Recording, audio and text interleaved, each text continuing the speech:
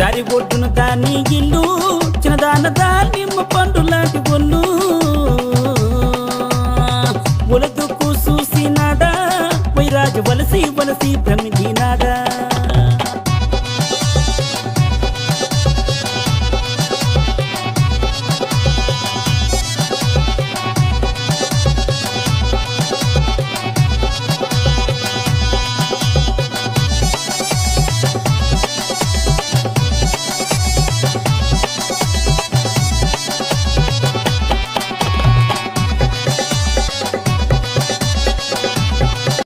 దారి ఒడ్డున దాని ఇల్లు